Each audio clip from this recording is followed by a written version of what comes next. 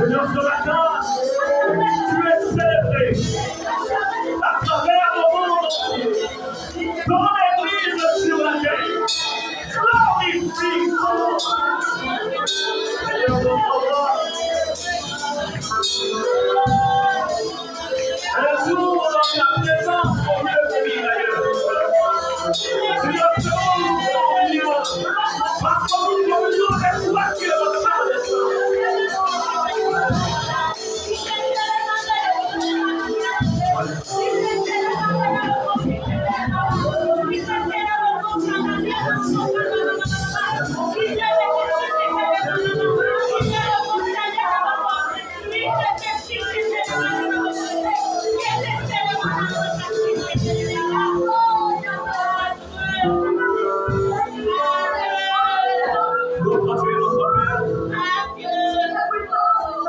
Alors que nous allons, Seigneur, maintenant écouter ta parole,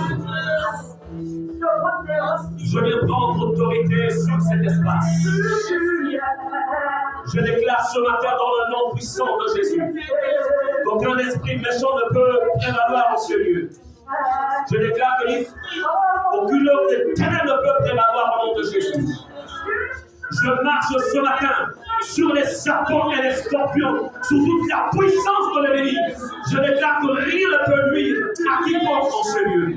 Je débouche les oreilles spirituelles de tout un chacun en ce lieu, au nom puissant de Jésus. J'ouvre les yeux spirituels de tout un chacun, au nom puissant de Jésus. Je détruis toute tentative de sorcellerie, tout esprit impur, toute action des ténèbres contre ces moments. Je déclare cela tous les sorts de paix, au nom de Jésus, de Genève, au nom de Jésus en Seigneur, au nom de Jésus en Seigneur, au nom puissant de Jésus.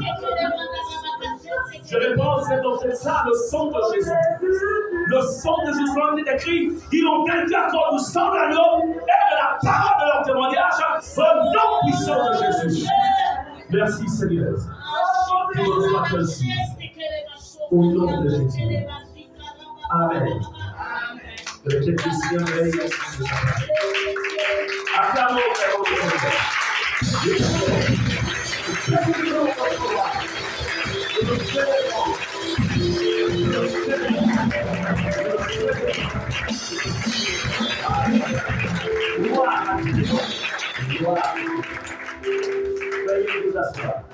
Gloire à Dieu.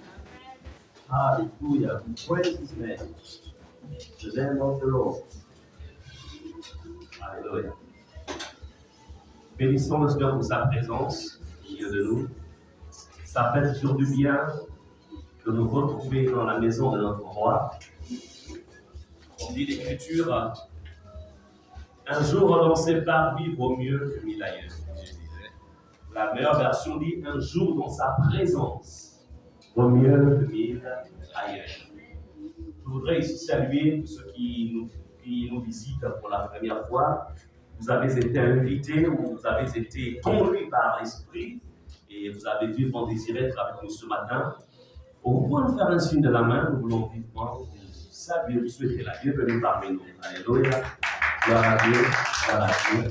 Que Dieu bénisse abondamment de la bienvenue. Amen. Je prie le Seigneur que le message qu'il a prévu ce matin, qu'il vous fasse aussi du bien. Amen. Gloire au Seigneur. Gloire à Dieu, gloire à Dieu, gloire au Seigneur. Salut les anciens, salut les diacres, salut le reste du peuple de Dieu. Alléluia. Vous êtes merveilleux et merveilleuses. Sans vous, on n'aurait pas de boulot. On serait au chômage. C'est sûr qu'il nous affecterait aussi vite que ça. Parce que si on est au chômage sur la terre, il faut bien être quelque part en train de nous servir, l'associer maintenant. Mais nous sommes encore sur la terre. Alléluia. Alors, bien aimé, le message que le Seigneur m'a dit à cœur ce matin, je ne sais pas si je dois appeler cela un message, mais je pense que c'est surtout des orientations, une connaissance que je vais vous donner afin que nous parvenions à un travail spirituel.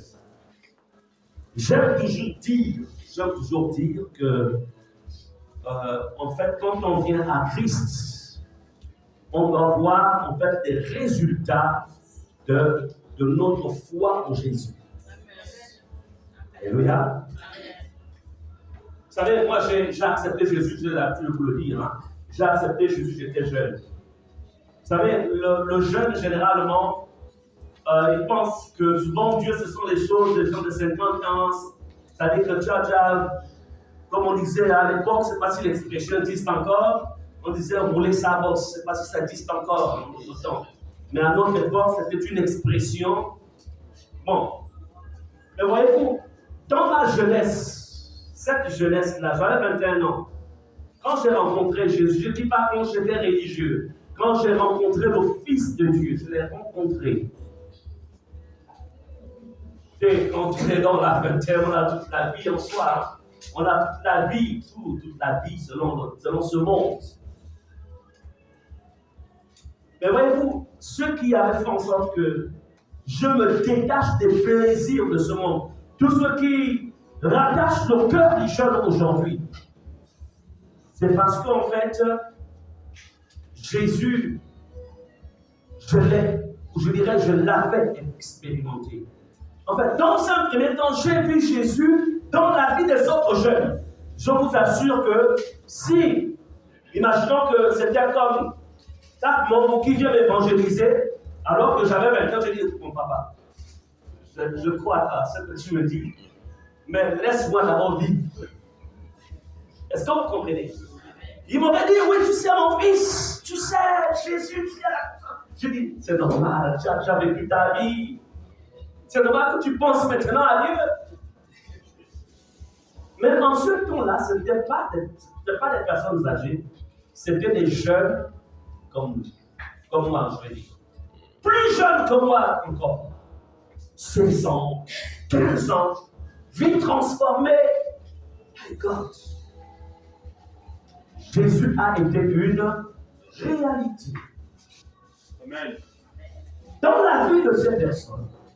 Et lorsque moi j'ai vu ça, alors que je me battais avec le monde, je me battais avec les vices de ce monde, tout ce que les jeunes font aujourd'hui, avec les vices de ce monde, je ne vais pas rentrer dans les détails, j'en ai souvent parlé ici. Mais quand j'ai vu que ces jeunes-là, comme moi, ils ont réussi à se détacher, donc ce qui voudrait dire que je peux aussi suivre ce Jésus. J'aimerais essayer. Est-ce que vous comprenez cela? Amen. Je me souviens, vous savez, chers parents, soyez très observateurs sur vos enfants. L'attitude que les enfants vous présentent à la maison, ce n'est pas ce qui se passe quand ils sont dehors. Si vous posez la question, vas-y, elle est là, maman. Est-ce que tu savais que pendant que toi tu dormais, le carrefour, là où il y a le. Comment on va au là? Le carrefour, là. Est-ce que tu sais comment me soulevait Claude? Il me soulevait, j'étais ivre. Il me soulevait la nuit. 23 heures pour me ramener au contact. Tu savais ça? Hein? Mais on me prenait comme l'office modèle, l'exemple. Quand on réunissait tous les garçons qui étaient à Québec, les cousins, on disait, il faut être comme lui, il travaille bien, il est toujours à la maison, il apporte des bons résultats scolaires. Vos enfants ont deux comportements. Oui. Ils vous présentent un à la maison, oui, et un autre dehors. Yes. Là, elle ne sait passer chez Jésus. Elle n'aurait jamais su. C'est d'ailleurs mettra devant la bouche de souvenir. Est-ce que vous comprenez cela? Mais qui a transformé ma vie? Mes parents m'ont donné une très bonne éducation. Mais il y a un moment où l'éducation parentale ne tient plus. Parce que la puissance et la force qu'il y a dans le monde, il n'y a que la puissance du nom de Jésus qui vient de témoigner. Amen. Amen. Jeune, Jésus est une réalité. Jésus. C'est lui qui a transformé ma vie. Maintenant, ce qui est bien, c'est que quand vous avez reçu une très bonne éducation, quand Jésus vient, c'est de s'asseoir aussi sur cette éducation. Alléluia.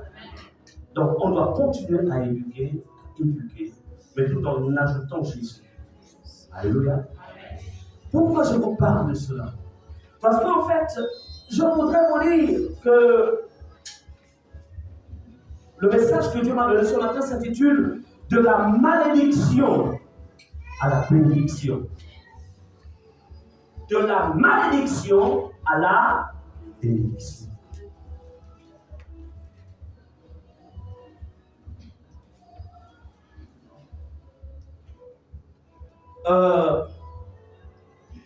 Je voudrais ici faire comprendre à l'Église être en Christ, c'est une chose. Voir la gloire de Dieu dans vos vies, c'en est une autre.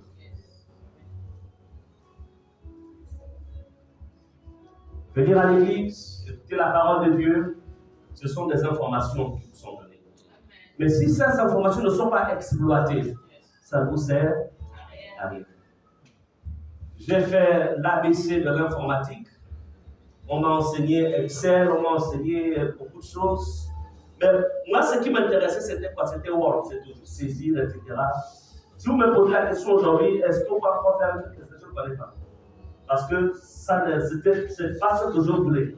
C'est pour dire, qu'est-ce que je dis par là? En fait, quoi que j'avais été formé, mais puisque je ne pratiquais pas, cela a disparu. Tout ce que je retiens, c'est seulement bon, Word, parce que bon, ça peut me saisir mes prédications, saisir un ensemble de choses, c'est tout ce qui est. Et à force de pratiquer, cela est resté. Donc la parole de Dieu, c'est la même chose. Si vous êtes enseigné et que vous ne pratiquez pas cela, ça va vous échapper. Alors,